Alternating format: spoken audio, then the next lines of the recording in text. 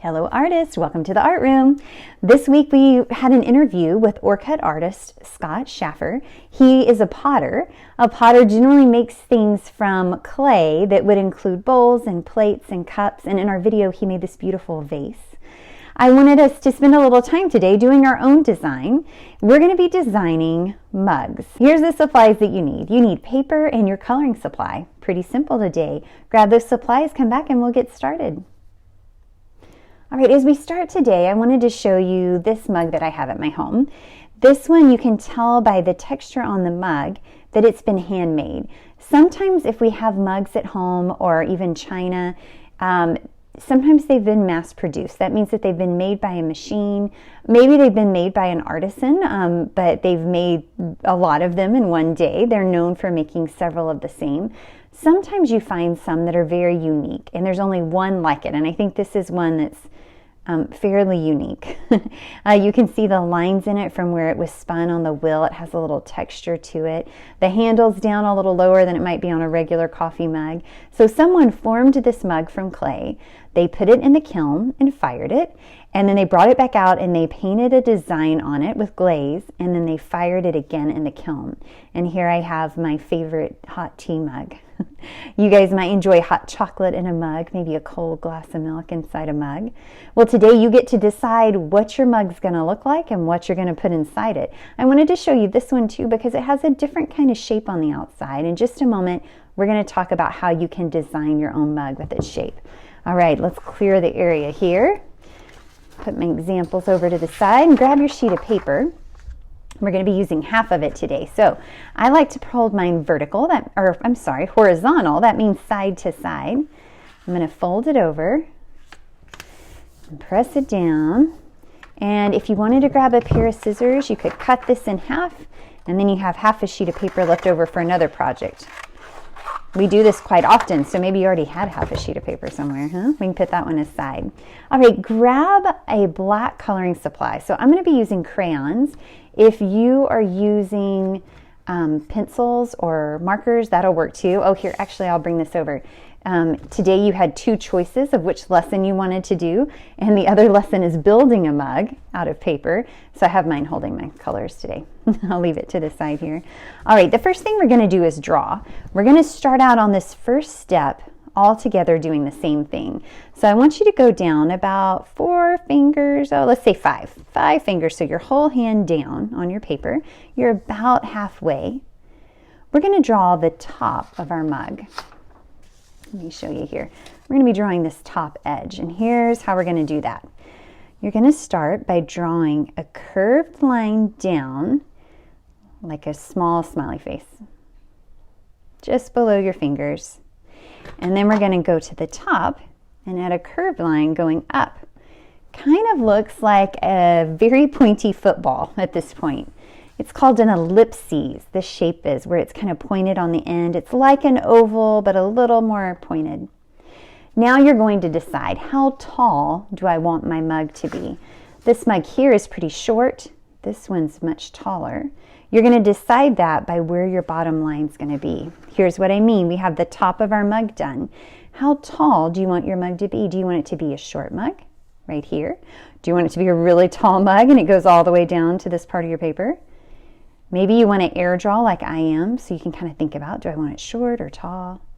I think I'm going to make mine somewhere in the middle this time. I'm going to draw another smiley face down here, but I'm going to make it a little smaller, not quite as big. And this is going to be the bottom of the mug. All right, now you get to decide how these two connect. It could connect by a line that goes out.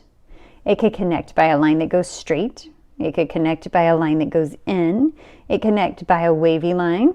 It's your choice. I think this time I'm going to do a straight line, since I didn't do a straight line yet on my other two.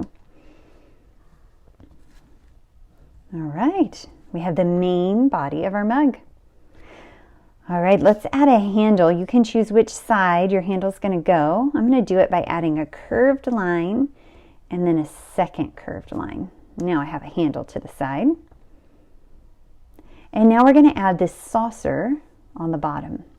The saucer is just a small plate that it sits on that just helps with spills and a place to put your tea bag. All right, so we drew a smiley face here. We drew a smaller one here. We're going to draw another smiley face larger from the side to the side of our paper. This is going to be the bottom edge of our plate or our saucer that goes under. It starts at the edge of our mug and goes all the way over to the other edge. And then we're going to draw a line from the corner up to the mug, and then from the mug down to the corner. We're going to go up, and when we get to the mug, we're going to stop and pick up our pencil. We're going to come over here, and we're going to go down to the other side, and we're going to stop when we get there. So now it looks like this plate is hidden behind our mug, just like it would be in real life. You did it. 2 thumbs up. Nice job. All right, we're going to add a line in the back, which will be for our table. So you decide where your table is. It needs to be at least behind the edge of the saucer. If it were down here, then our saucer would be falling off the edge of the table. If it's way up here, well, that would work too. I like to put mine somewhere in the middle. So I'm going to add my line here. And this is like the table in the background. Here's why we added this line. Did you guys notice the crazy patterns that I added to my coffee mugs? I'm going to ask you to do something similar. Let me show you this picture. This is by artist Heather Galler. She's a New York artist. She makes these gigantic murals, which are the pictures on the side of buildings or on the walls inside restaurants.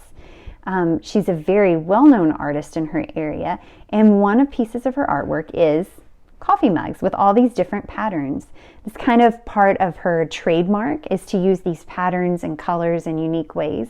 I want you to just gather a couple of ideas. We're going to apply those to our mugs today, okay? So you've designed the shape of your mug. You've designed how big it's going to be. Now you get to design some pattern on it.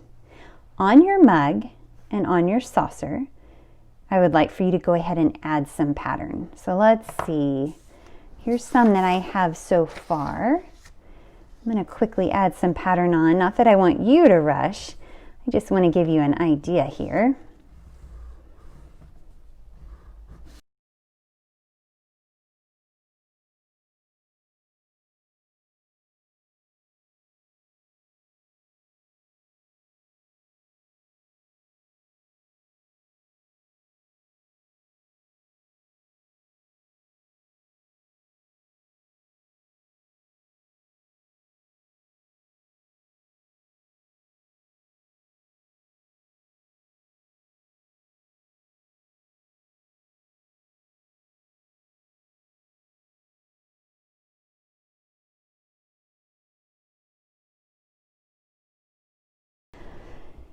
Pattern is done now, and let's decide what we're going to put inside our mugs. It's your choice what kind of drink you want to put inside there. Think about it for a minute.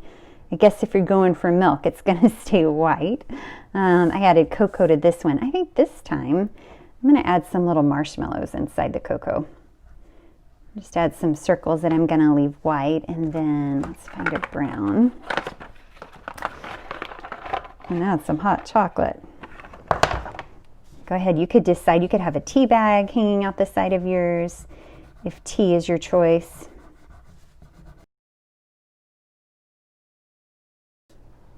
All right, so we have our cup design, we have what's inside of it. Now the background. So you have a tablecloth and you have a background. Here's my challenge to you.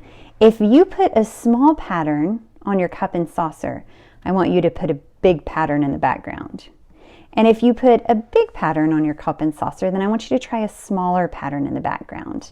So whatever you did on your cup and saucer, I want you to do the opposite in the back. Let's see, here's what I mean by that. Here's what I'm going to do. I'm going to try for a color I haven't used yet. I'm going to use a warm color. I'm going to add really large stripes to my background. Because we add different patterns and different scale, some are small and some are large, that adds interest to our artwork and contrast. So you're just helping the viewer's eye see that these are two different things.